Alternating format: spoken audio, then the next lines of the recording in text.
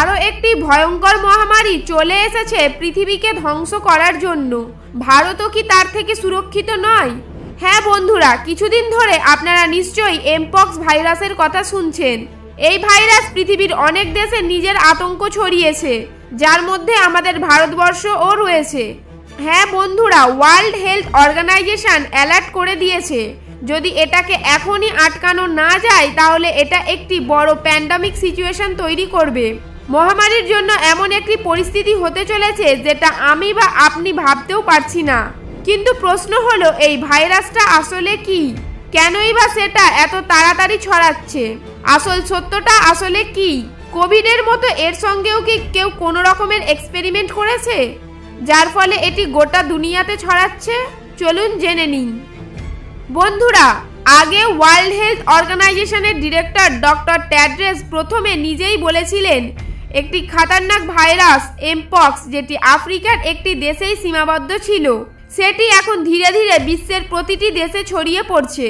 আপনাদের জানার উদ্দেশ্যে বলে রাখি, এই ভাইরাসটি 2022 সালে গোটা পৃথিবীতে ছড়ানোর চেষ্টা করেছিল এবং বর্তমানে এর একটি নতুন দিক সামনে এসেছে, যেটা প্রথমের থেকেও বেশি পাওয়ারফুল এবং ডেডলি।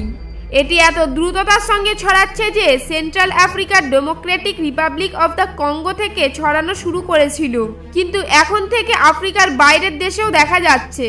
ইউরোপের সুইডেন, সৌদি আরব, এমনকি ফিলিপিন্সের মতো ইস্ট এশিয়া দেশেও ছড়িয়ে পড়েছে। অবাক করার বিষয় হলো যে এই ভাইরাসটির যে নতুন দিক সেটা কোভিডের থেকেও 7 গুণ বেশি ভয়ঙ্কর।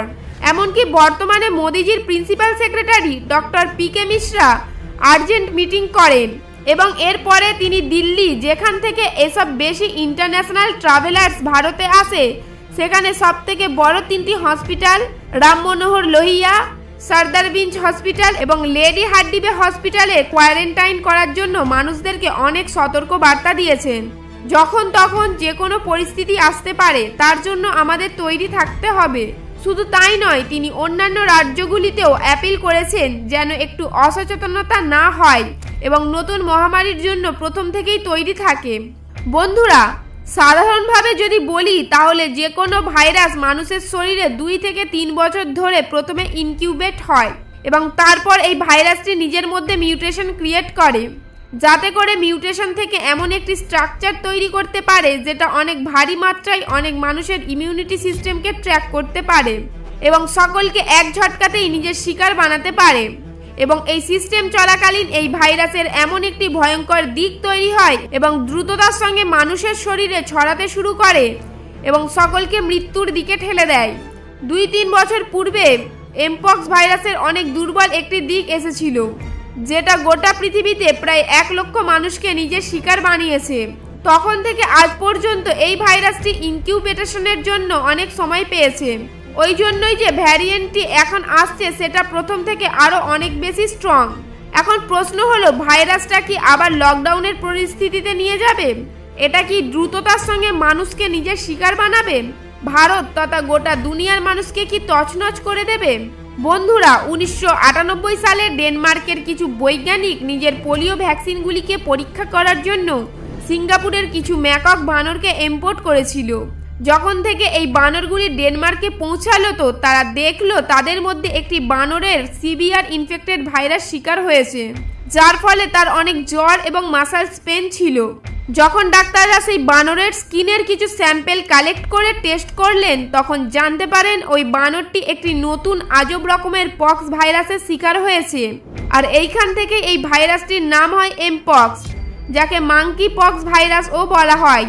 কিন্তু প্রশ্ন হলো, বানরের থেকে এটি মানুষের মধ্যে কিভাবে ছড়ালো এবং কি কারণে 10 শতক পরে এটি এত ভয়ঙ্কর রূপে এসে দাঁড়ালো?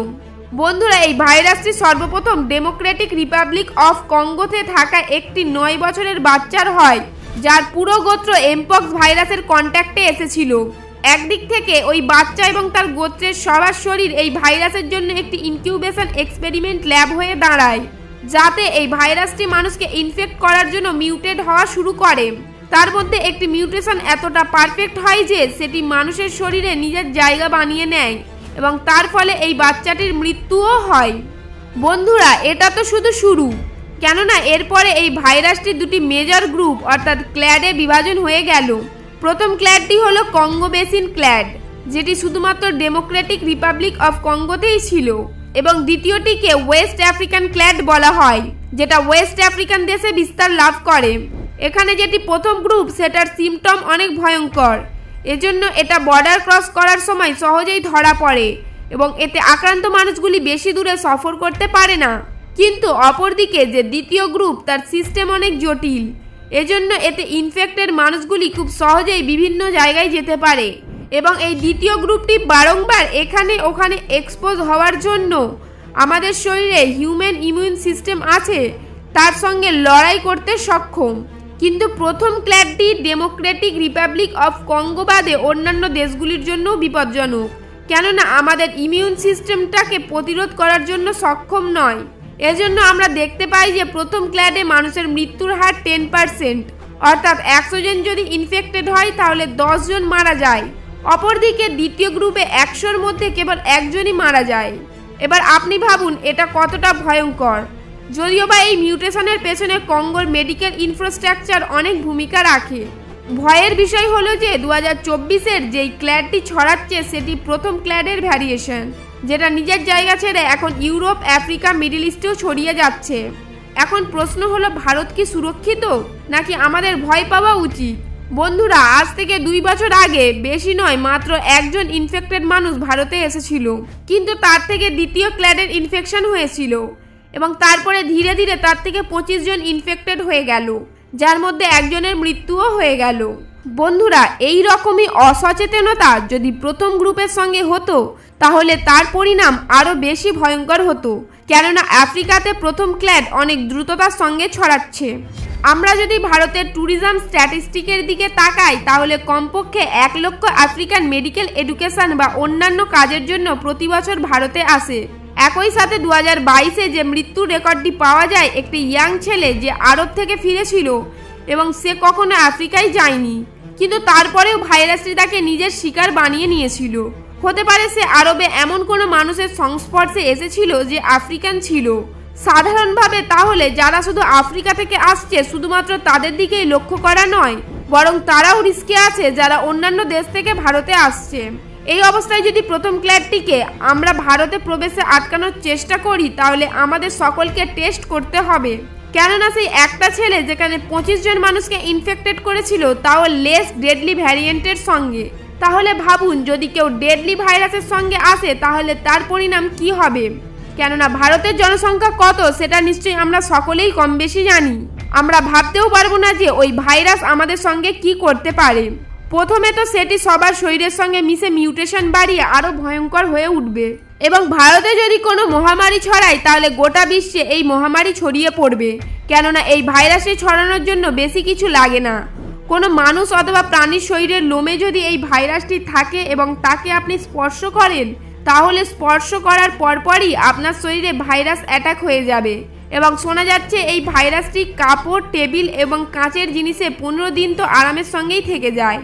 আশা করি এই ভয়ঙ্কর ভাইরাসের সঙ্গে যুক্ত সকল তথ্য আপনি পেয়ে গিয়েছেন। এই বিষয়ে আপনার যদি কিছু জানার থাকে বা বলার থাকে আমাদের কমেন্ট করে অবশ্যই বলবেন এবং ভিডিওটি ভালো লেগে থাকলে ভিডিওটিকে লাইক দিয়ে আমাদের চ্যানেলটিকে সাবস্ক্রাইব করে নিন এবং সতর্কতার জন্য ভিডিওটি আপনার পরিবার ও বন্ধুদের মধ্যে শেয়ার করে দিন।